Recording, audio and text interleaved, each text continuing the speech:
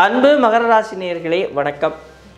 மகர ராசி நேயர்களை பொறுத்த வரைக்கும் செவ்வாய் பகவான் அப்படின்னு சொன்னால் இவர் சரராசிக்கு 11ஆம் இடம் பாதகாதிபதி.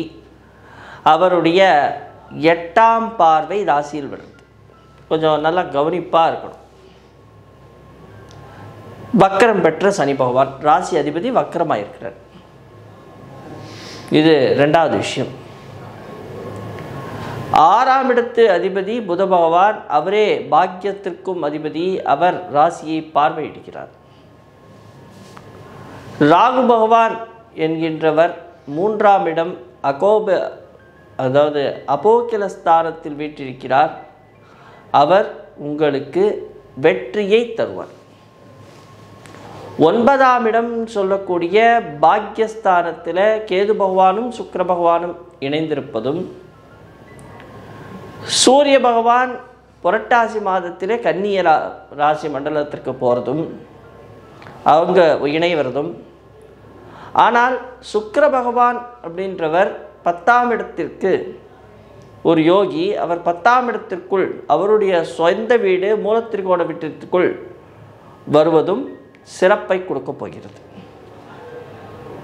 இது ஒரு கிரக நிலவரம். இங்கே நாம் பார்க்கக்கூடிய பார்வைகள் நாம் எந்தெந்த இடத்தை சரியாக கவனிக்க வேணுங்கிறத புரிஞ்சுக்கணும். முதல்ல செவ்வாய் பகவான் அவர் ஒரு பாதகத்திற்கு அதிபதி.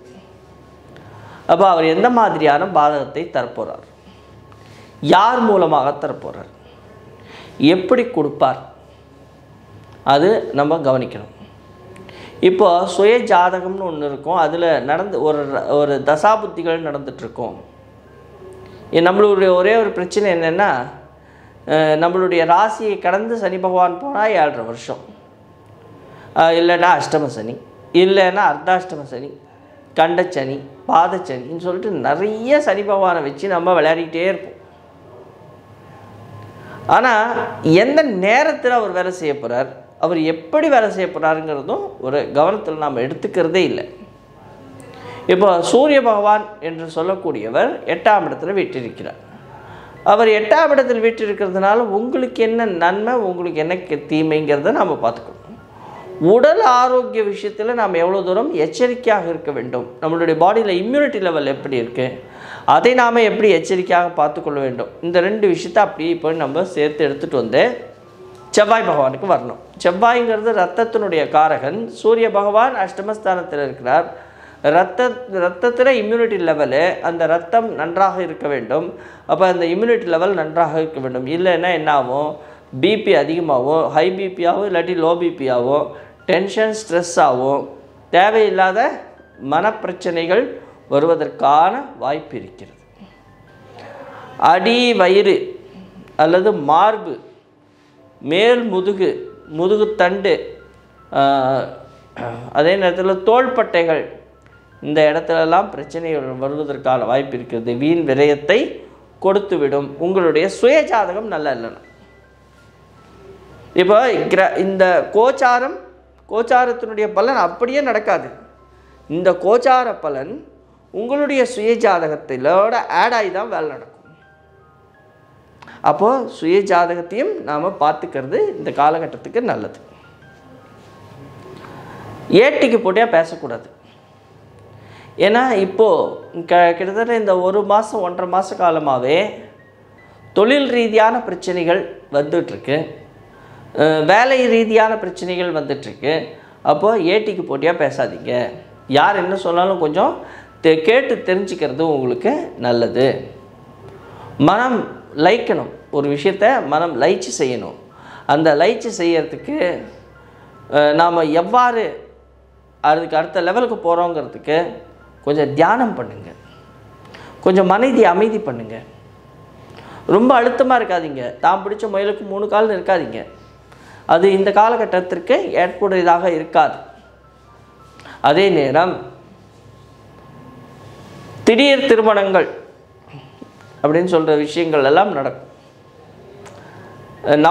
நவம்பர் மாதத்துக்குள்ளே நிச்சயதார்த்தம் இது போன்ற விஷயங்களும் நடப்பதற்கான வாய்ப்பு இருக்கிறது. கொஞ்சம் உங்களை வந்து பார்த்திங்கன்னா நல்ல கொஞ்சம் லைட்டாக இளமையானவங்களை தான் நீங்கள் திருமணம் பண்ணிக்குவீங்க. குரு பகவான் உங்களுக்கு ஒரு நல்ல புத்தியை கொடுக்க போகிறார். குரு பகவான் உங்களுடைய வாழ்க்கையில் நல்ல ஏற்றத்தை கொடுக்க போகிறார். அதே நேரம் சந்தான பாக்கியத்திற்காக ட்ரை பண்ணிகிட்டு இருக்கிறவங்க, இந்த ஹாஸ்பிட்டலுக்கு போகிறவங்க, இல்லைன்னா ஒரு ட்ரீட்மெண்ட்டில் இருக்கிறவங்க கொஞ்சம் ஒத்தி போட முடிஞ்சால் ஒத்தி போடுங்க. கொஞ்சம் விரயம் பண்ணும்பொழுது, அதாவது ஒரு செலவினங்கள் செய்யும் பொழுது அந்த செலவினங்களால் நம்மளுக்கு லாபம் இருக்கிறதாங்கிறத பார்த்துக்கோங்க. ஸோ இந்த காலகட்டம் செலவினங்களால் லாபம் இல்லை அப்படிங்கிறதுனால கொஞ்சம் பொறுமையாக இருந்தால் உங்களுக்கு சிறப்பாக இருக்கும். அவ்வாறு அந்த உங்களுடைய சுய ஜாதகமும் இதில் கண்டிப்பாக பேசும். சூரிய பகவான் 9ஆம் இடத்திற்கு பயிற்சியாகி 17ஆம் தேதி மாறுகிறார். அவ்வாறு அவர் மாறும் பொழுது சூரிய பகவான் தாயார் வழி பாட்டன் பாட்டிகள் அல்லது பாட்டி வகையறாக்கள் இவங்களுடைய உடல் ஆரோக்கிய விஷயத்தில் கொஞ்சம் எச்சரிக்கை கவனம் தேவைப்படும்.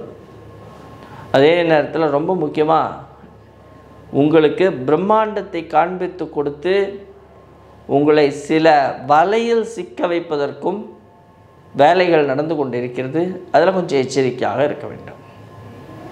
உங்களுக்கே தெரியாது நீங்கள் எந்த வலையில் போய் மாட்ட போகிறீங்கன்னு சொல்லிட்டு திடீர்னு தான் மாட்டுவீங்க. அதனால் கொஞ்சம் எச்சரிக்கையாக இருப்பது உங்களுக்கு நன்மையை கொடுக்கும். மொத்தத்தில் இந்த செப்டம்பர் மாதம் அப்படின்னு நாம் சொன்னால் புத்தி இருக்கிறது, அதை சரியாக செயல்படுத்த வேண்டும். அடுத்தவர்களை நம்பக்கூடாது. அடுத்தவர்கள் ஒரு பிரம்மாண்டத்தை காண்பித்து அதில் ஒரு இன்வெஸ்ட்மெண்ட் பண்ணால் நம்மளுக்கு நல்ல லாபம் வரும், அது மாதிரிலாம் சொன்னால் கொஞ்சம் யோசித்து உங்கள் வீட்டில் இருக்கிற பெரியவங்களை கலந்து ஆலோசிக்காமல் நீங்கள் ஒரு முடிவுக்கு நீங்கள் வரக்கூடாது. ரத்தம் சம்பந்தப்பட்ட விஷயங்கள், உணவு கட்டுப்பாடுகள், தீய பழக்கங்கள் இவற்றிலிருந்து வெளிவர வேண்டும். அதில் உங்களுடைய எண்ணங்கள் செல்லாமல் இருக்க வேண்டும். முடிந்தவரை உங்களால் முடிஞ்ச வரையும் அடுத்தவர்களுக்கு உதவி செய்து, அதே நேரம் அடுத்தவர்கள் உங்கள் வீட்டில் இருக்கிற பெரியவர்களுடைய பேச்சை கேட்டு நீங்கள் ஒரு காரியத்தை செய்யும் பொழுது அந்த காரியம் உங்களுக்கு வெற்றியையும் சௌக்கியத்தையும் கொடுக்க வேண்டும் என்று இறையை நாம் வேண்டிக் கொள்வோம். நன்றி, வணக்கம்.